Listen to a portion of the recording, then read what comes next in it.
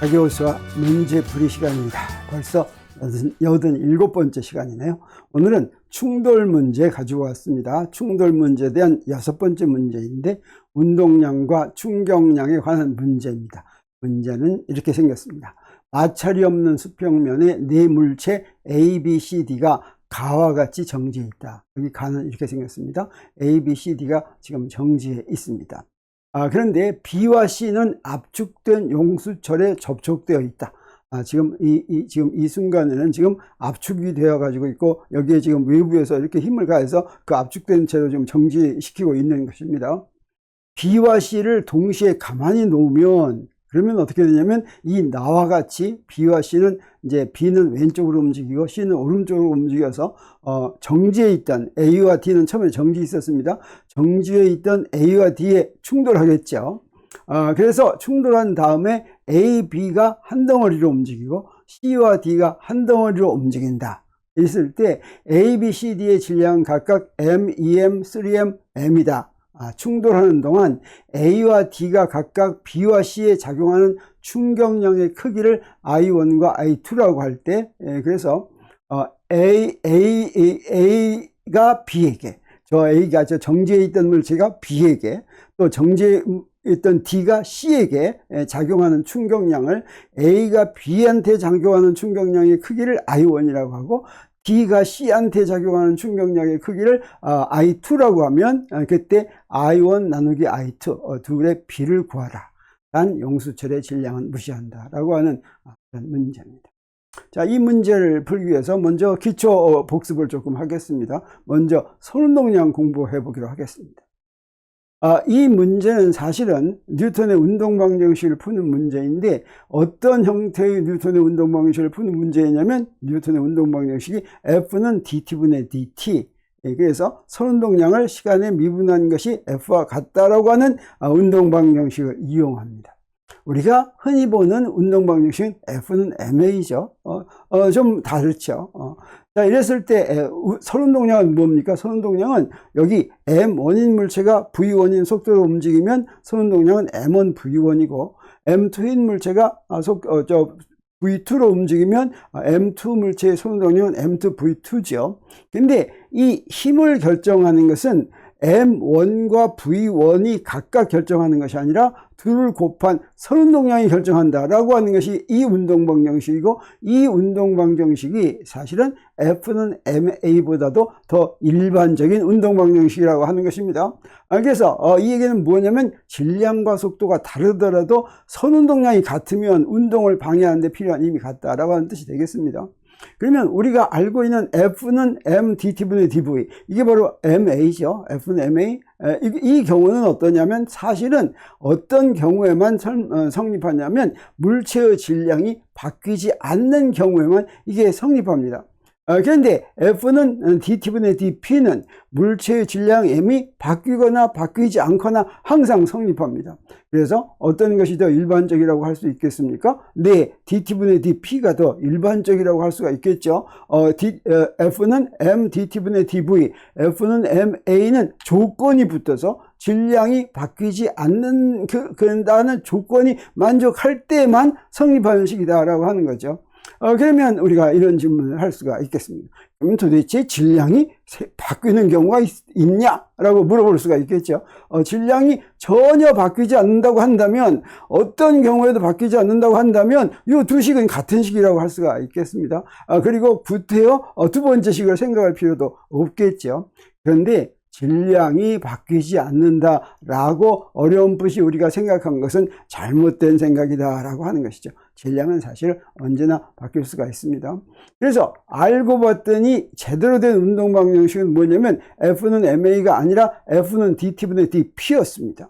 그리고 어떤 경우에만 질량이 시간에 대해서 바뀌지 않으면, 다시 말하면 P는 MV니까 dt분의 d하고 MV를 하면 어떻게 됩니까? 두 항이 나오죠. 그래서 dt분의 dm이 0인 경우에만 F는 dt분의 dp가, 그래서 dt분의 dp는 dt분의 dm 곱하기 v 더하기 m 곱하기 dt분의 dv죠. 그런 경우에만, 그래서 F는 dt분의 dp는 이런 경우에만 F는 MA가 성립한다라고 하는 것입니다. 그러면 아까 물어본 것처럼 질량이 변하는 경우가 있을까? 질량은 변하지 않는다는 생각이 오히려 잘못된 것이라는 건 이제 우리가 알게 되었습니다. 그리고 실제로 구체적으로 눈으로 봐서 질량이 변하는 경우도 있죠. 그 간단한 예가 무엇입니까? 로켓입니다. 로켓은 연료를 분사하죠. 그러면 로켓의 질량이 이제 바뀝니다. 운동을 기술하는 물체의 질량이 바뀌는 경우죠. 그런 경우에도 F는 T분의 DP는 성립합니다. 또는 뭐 어떤 경우도 있을 수가 있겠습니까? 트럭에다 모래를 싣고 가는데 모래가 술술 빠집니다. 그러면 어떻게 됩니까? 그 트럭의 질량이 바뀌겠죠. 근데 더 근본적으로 질량이 바뀌는 경우는 어떤 거냐면 상대성 이론에 의할 것 같으면 질량은 항상 바뀝니다. 속도가 바뀌면 질량이 달라지죠. 그래서 질량이 변하지 않는다는 생각이 오히려 잘못된 생각이다. 그래서 F는 dT분의 dP가 더 일반적인 식이다라고 할 수가 있겠습니다. 그러면 충격량은 바로 F는 dT분의 dP를 이용해서 우리가 정의가 되는데, 충격량은 무엇이냐면 어떤 경우에 우리가 이용을 하냐면 물체의 힘이 짧은 시간에만 작용하는 경우, 이때 충격량을 이용합니다. 충격량은 그냥 항상 이용하는 그런 양은 아닙니다. 그 충돌 문제에서 특히 힘이 이제 짧은 시간 동안 작용하죠. 두 물체가 이렇게 충돌한다. 지금 우리 문제도 이제 그런 문제가 되겠습니다. 그런 경우에는 충돌하는 과정 그 시간 동안에만 힘이 작용하고, 그렇지 않은 경우에는 힘이 작용하지 않습니다. 그래서 물체가 짧은 시간 간격 동안 힘을 받는 경우, 대표적인 예로 우리가 잘 이제 분석할 수 있는 게 이런 경우를 생각할 수가 있겠어요. 여기 테니스 라켓이 있는데 테니스 공이 이렇게 와가지고 이제 충돌해서 이렇게 튕겨져 나가는 경우를 보겠습니다. 그러면 테니스 공이 여기서 이렇게 와가지고 테니스 공이 라켓에 부딪히는 동안에는 부딪히기 직전까지는 테니스 공에는 물론 중력은 작용하고 있지만 우리 중력을 생각하지 않으면 공에는 아무런 힘이 작용하지 않는다, 이렇게 생각할 수가 있겠죠. 그래서 공이 라켓에 충돌하는 동안에만 공에 힘이 작용한다. 다시 말하면 라켓이 공에 작용하는 힘이 작용한다, 이런 뜻이 되겠습니다. 그런데 공이 라켓에 충돌하는 동안에 라켓이 공에 어떤 힘을 작용하는지 하는 거 알기는 좀 복잡합니다. 어떻겠습니까? 여기 라켓이 싹 이렇게 이제 늘어나면서 거기다 뭐 이제 힘이 점점 커졌다 작아졌다 이런 힘이 작용하겠죠. 그래서 그런 힘이 얼마인지는 이제 알기가, 측정하기도 이제 힘들다고 할 수가 있겠습니다. 그럴 때 바로 새로운 물리량을 정의합니다. 충격량이라는. 그래서 우리가 물리를 공부하면서 이제 뉴턴의 운동방정식을 적용하는데, 뉴턴의 운동방정식을 적용할 때 무엇이 복잡한 게 생기면 그때 물리학자들은 어떻게 하냐면 그 복잡한 거를 해결하는 방법의 하나로 새로운 물리량을 도입한다고 하는 거죠. 그래서 바로 이런 경우가 짧은 시간 동안 물체의 힘이 작용하는 경우, 그런데 그 작용하는 힘을 잘 알 수 없는 경우, 그럴 때 충격량이라고 하는 물리량을 정의할 것 같으면 문제가 쉽게 해결된다고 하는 게 되겠습니다. 그러면 이제 어떻게 해결이 되느냐? 물체가 힘을 받지 않으면 어떻게 되겠습니까? F는 dT분의 dP에서 F가 0이면 P가 변하지 않죠. 그래서 이 공이 이렇게 오면서 충돌하기 직전까지는 이 공이 충돌 전의 운동량, 선운동량은 변하지 않고 일정한 값을 유지하면서 옵니다. 그리고 나서 충돌한 다음은 어떻습니까? 힘이 작용하니까 운동량이 바뀌겠죠. 이렇게 바뀝니다. P2로 이렇게 바뀌죠. 근데 충돌하고 난 다음에는 P2라는 일정한 운동량으로 간다라고 하는 것이죠. 그래서 공이 라켓에 충돌하는 동안 라켓이 공에 어떤 힘이 작용하는지 알기는 어렵지만 무엇을 알기는 쉽냐면 P1과 P2를 측정하기는 쉽습니다. 왜 그렇습니까? 이렇게 멀리서 이렇게 오는 동안 P1은 바뀌지 않고 또 다시 나가는 동안 P2는 바뀌지 않기 때문에 그렇습니다. 근데 이거는 지금 우리가 중력을 무시했을 때 얘기지, 중력이 있다면 어떻게 되겠습니까? 운동량이 바뀌죠. 속도도 바뀌고. 근데 중력은 지금 무시하는 경우를 보겠습니다. 중력은 무시하는 경우는 어떤 경우를 생각할 수가 있냐면, 지금 라켓의 공은 질량이 상대적으로 작으니까 여기서 여기까지 오는 동안에 중력에 의한 운동량의 변화는 굉장히 작다. 우리 이렇게 얘기할 수가 있겠죠. 공이 빨리 착착 가면. 네, 그렇습니다. 그래서 그런 경우를 우리가 조금 더 자세히 보겠습니다. 여기에 T1이라는 시간대 공이 이제 라켓에 접촉하기 시작했다고 하겠습니다. 그래서 이 T1이 공이 라켓에 접촉하기 시작한 순간이라고 하고, 그 다음에 거기서 들어갔다가 약간 시간 걸려서 라켓이 공한테 힘을 작용한 다음에 T2 때 공이 라켓에서 떨어져 나갑니다. 그래서 T2는 공이 라켓에서 떨어지기 시작한 순간이다, 이렇게 얘기할 것 같으면 힘은 언제만 작용합니까? 힘은 T가 T1보다 크고 T2보다 작은 그 사이에만 이 공에 힘이 작용한다라고 할 수가 있겠습니다. 그랬을 때 우리 충격량을 이렇게 정의합니다. T가 T1과 T2 사이에 물체의 힘이 작용할 경우에 우리 뉴턴의 운동 방정식 F는 dT분의 dP를 보는데, 만약에 T가 T1보다 작으면 이 F가 얼마라고 그랬습니까? 0이라고 그랬죠. 그러니까 0은 dT분의 dP, 그러니까 이 P가 바뀌지 않죠. 어떤 걸 시간에 미분해서 0이면 그러면 그건 시간이 흘러도 바뀌지가 않습니다. 그래서 그 운동량은 P1이라는 값으로 충돌 전 선운동량 P1이라는 값으로 일정한 값을 유지하죠. 그리고 T가 T2보다 더 크면 그때도 어떻습니까? 작용한 힘이 0이니까 이때도 마찬가지로 운동량은 P2, 충돌 운동량 P2로 일정하게 되겠습니다. 그런데 시간이 T1과 T2 사이면 뭔지는 모르지만 힘이 작용하죠. 그랬을 때 그 T2 빼기 T1을 델타 T라고 하고, 그 다음에 P2 빼기 P1을 델타 P라고 한다면 바로 F는 델타 T분의 델타 P, 이런 식이 만족하겠습니다. 물론 이 F는 이때 평균입니다, 이렇게 얘기할 수가 있겠죠. 그래서 요걸 만족하는데 요때 요 델타 T를 양변에 곱합니다. 델타 T를 양변에 곱하면 뭐가 됩니까? 좌변은 F 델타 T 이렇게 되죠. 우변은 뭐가 됩니까? 델타 P인데 델타 P는 바로 무엇입니까? 나중 운동량에서 처음 운동량을 뺀 것입니다. 이랬을 때 새롭게 정의한 물리량, 충격량이 임펄스가 바로 뭐냐면 이 작용한 힘에다가 시간 간격을 곱한 것을 충격량이라고 정의합니다. 충격량을 바로 알기는 힘들죠. 델타 T는 우리가 알 수 있다고 하더라도 F를 모르죠. 그래서 이거 구하기가 어려운데 이럴 때는 우리가 무엇으로 구합니까? 우변으로 구하면 되겠습니다. 나중 운동량과 처음 운동량은 어떻다고 그랬습니까? 측정하기가 쉽다고 했죠. 충돌하기 전까지는 일정한 운동량으로 오고 충돌한 후에도 일정한 운동량으로 나가니까 P1과 P2는 잘 알 수 있습니다. 그래서 그 차이는 우리가 쉽게 알 수가 있습니다. 그래서 F는 잘 알 수 없어도 델타 P, 운동량의 변화량, 선운동량의 변화량인 P2 빼기 P1은 어렵지 않게 구할 수 있다라고 하는 것입니다. 그래서 문제에서 충격량을 구하라고 하면 우리는 무엇 가지고 구하냐면 충격량의 정의는 힘 곱하기 시간이니까 힘이 무엇인지 알아야 되겠다. 시간 간격이 무엇인지 알아야 되겠다. 그 둘을 곱해가지고 이제 충격량을 구해야겠다. 그러면 어렵습니다. 그래서 문제에서는 그런 문제가 나오면 그렇게 구하라고 나오는 문제는 극히 드뭅니다. 문제에 따라서는 힘이 주어지고 시간 간격이 주어져 가지고 충격량을 구하라는 문제가 나올 수도 있습니다. 근데 대부분의 문제에서는 무엇이 주어지냐면, 무엇을 알 수 있냐면 충돌 전 선운동량과 충돌 후 선운동량을 압니다. 그래 가지고 거기서부터 충격량을 바로 이 식에 의해서, 이 식은 무엇에서부터 나왔습니까?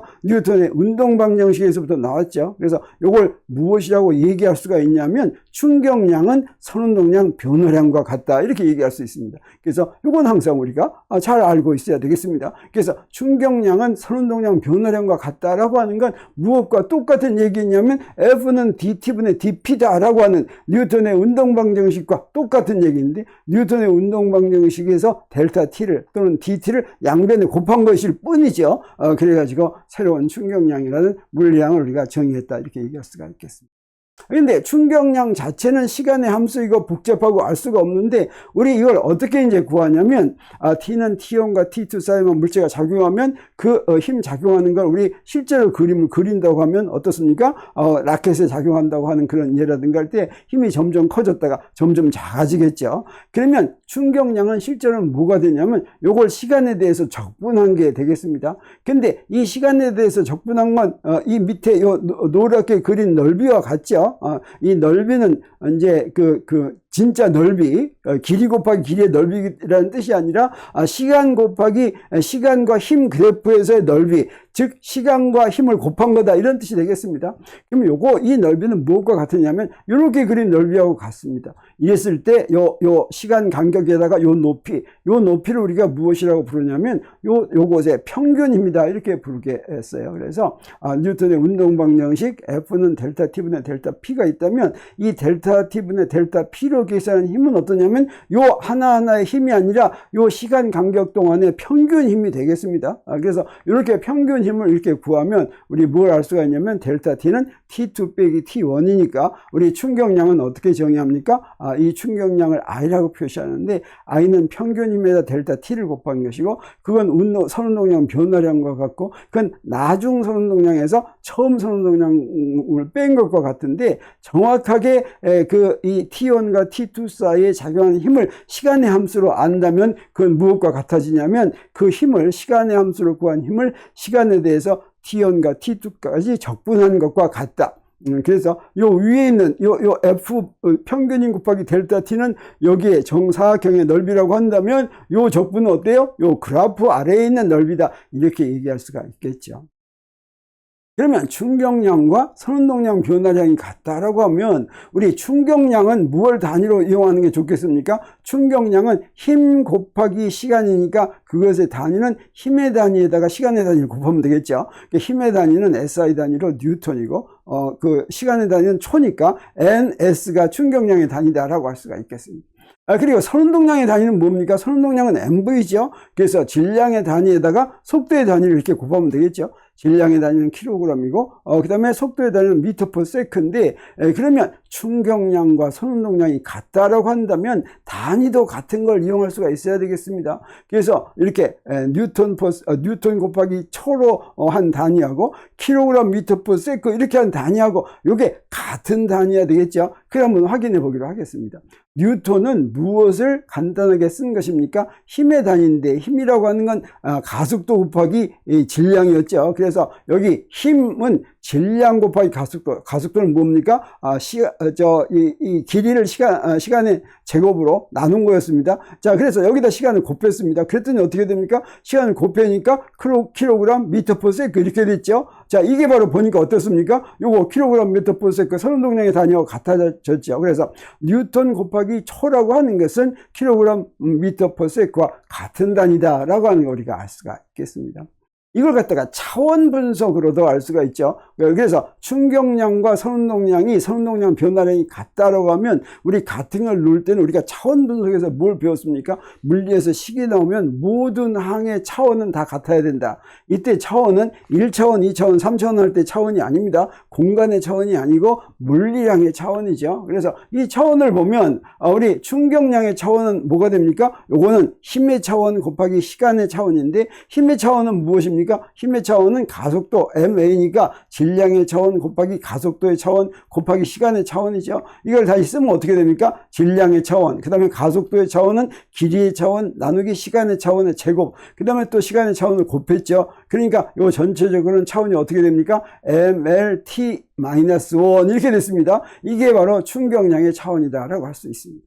그러면 선운동량의 차원은 어떻게 됩니까? 선운동량의 차원은 질량의 차원 곱하기 속도의 차원이니까 질량의 차원은 질량이고 속도는 길이의 차원 나누기 시간의 차원이죠. 그래서 MLT-1인데 두 개 비교하니까 어떻습니까? 둘이 충격량과 선운동량의 차원이 같다고 하는 것을 우리 알 수가 있겠습니다.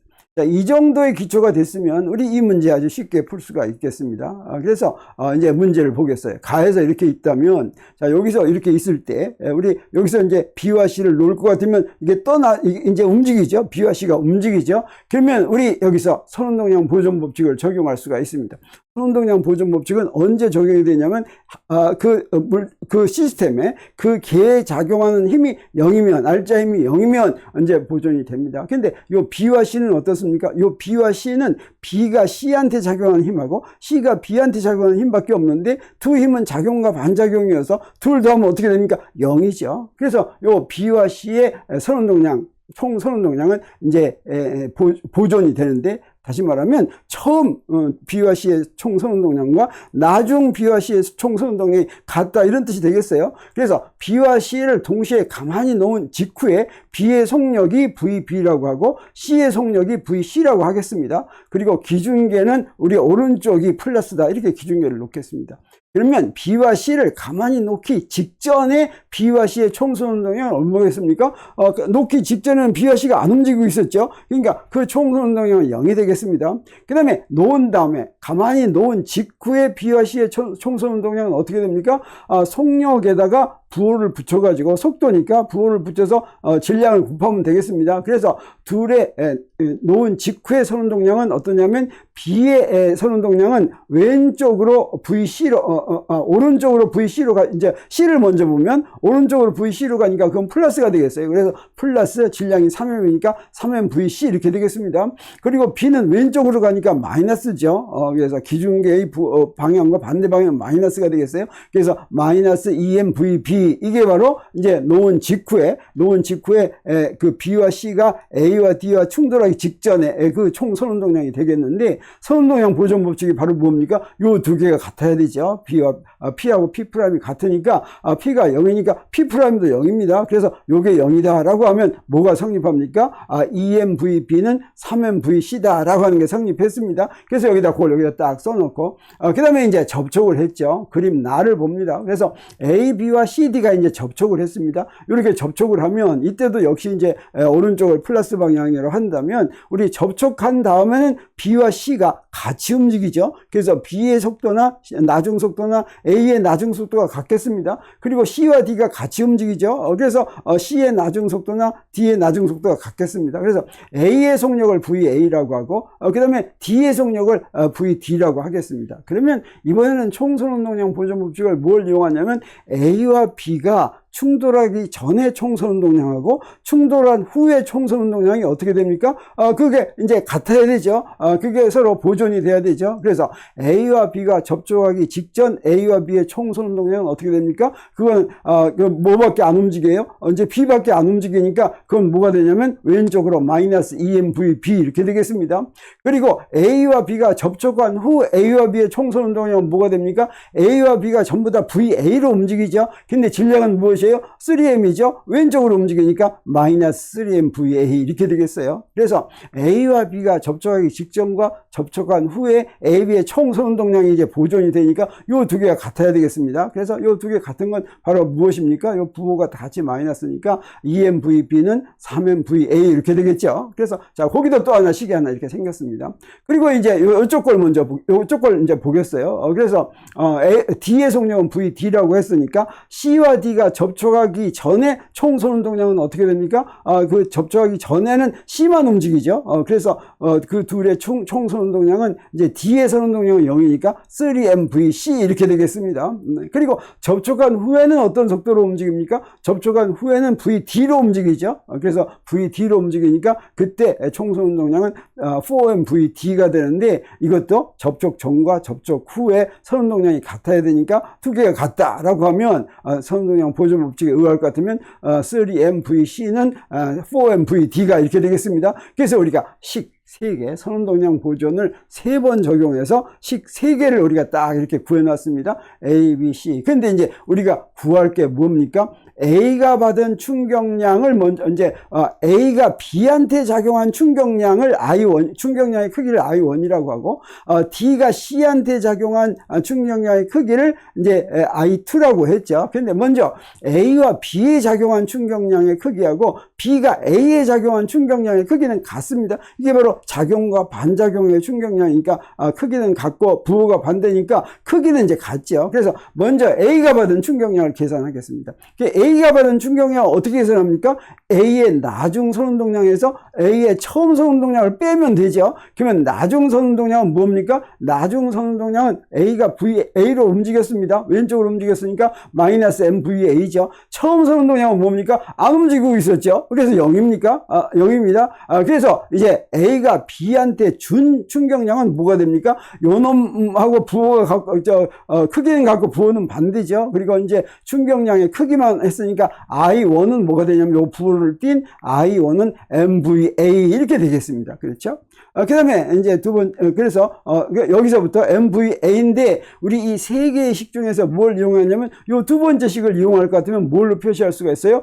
MVA는 3분의 2 MVB죠. 그래서 MVA는 3분의 2 MVB. 그래서 VB로 I1을 표시할 수가 있겠습니다. 자, 이렇게 VB로 표시해 놓은 이유는 바로 뭐냐면 I1과 I2의 B를 구하려고 하니까 두 개를 같은 속력으로 이제 구해놔야 되겠죠. 그러면 이번엔 D가 받은 충격량을 보겠습니다. D가 받은 충격량은 무엇과 같습니까? D의 나중 선운동량에서 D의 처음 선운동량을 뺀 거죠. D의 나중 선운동량은 바로 뭐가 됩니까? D의 질량에다가 VD를 곱한 겁니다. 그래서 MVD고 처음 선운동량은 뭡니까? D가 처음에는 안 움직이고 있었죠. 그래서 0이 되겠습니다. 그리고 그러면 이제 그 D가 받은 충격량이니까 이번엔 D가 C한테 준 충격량은 요것과 크기가 같고 부호가 반대죠. 그래서 충격량의 크기는 어떻게 됩니까? 바로 I2는 MVD 이렇게 되는데, 이 MVD를 우리 뭘로 이제 바꾸면 좋겠어요? VB로 표시하려고 하는데 MVD를 바로 B로 표시할 수는 없고, 자, 요걸 먼저 이용합니다. 요걸 이용을 해가지고 요거는 VD는 4분의 3 VC니까 4분의 3 MVC 이렇게 됐어요. 그러면 이제 VC를 VB로 표시하려면 첫 번째 걸 이용하면 되겠어요. 그래서 MVC는 3분의 2 VB니까 여기다 3분의 1을 곱하니까 4분의 2 MVB 이렇게 됐습니다. 그래서 I1은 3분의 2 MVB고 I2는 4분의 2 MVB니까 둘 사이의 B를 우리가 구할 수가 있겠죠. 그래서 I1과 I2는 3분의 2 MVB 나누기 4분의 2 MVB 이렇게 나눴으니까 이 결과가 뭐가 됩니까? 그냥 3분의 4가 되는구나 하는 걸 우리가 알 수가 있겠습니다. 그래서 우리 충격량의 B를 구하는데 선운동량 보존 법칙을 3번이나 이용해 가지고 구하니까 우리 답을 금방 알 수가 있었습니다. 그래서 충돌 문제에서 충돌 문제에서 충격량을 구하는 문제인데 선운동량에 관한 이제 선운동량을 이용한 운동 방정식, 그리고 총 선운동량 보존 법칙을 이용해 가지고 충격량을 구하는 것까지 해서 이번 문제를 잘 풀 수가 있었습니다. 다음에는 또 다른 문제를 가지고 여러분을 찾아오겠습니다.